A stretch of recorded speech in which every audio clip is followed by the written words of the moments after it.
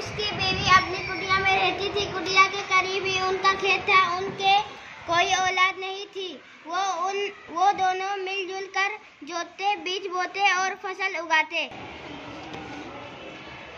एक दिन किसान खेत के एक कोने में पौधा लगाने के लिए गड्ढा खोद रहा था कि अचानक ठन की आवाज आई। उसकी कुल्हाड़ की किसी सख्त कुदाल किसी सख्त चीज से टकरा गई।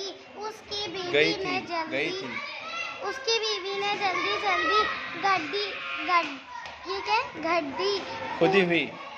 खुदी हुई मिट्टी को निकालना शुरू किया। मिट्टी हटाने के बाद उन्हें वहाँ कोई चीज चमकती दिखाई दी।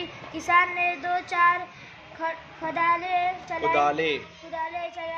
चलाकर मिट्टी को और ढीला किया।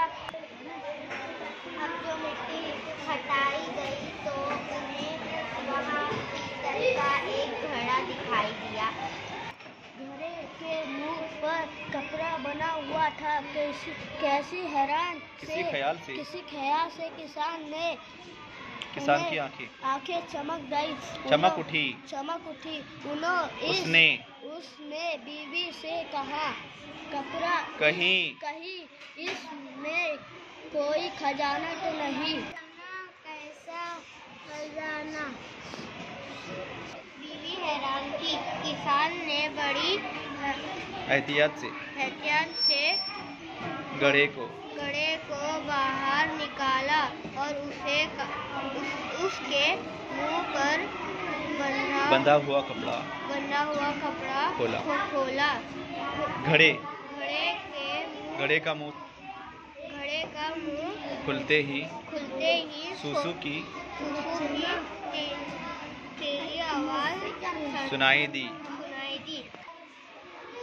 साथ ही इसमें से गाढ़ा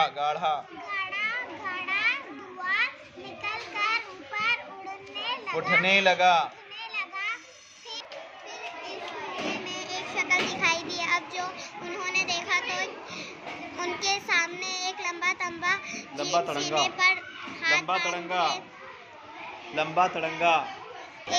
तिरंगा जिन सीने पर हाथ बांधे खड़ा था।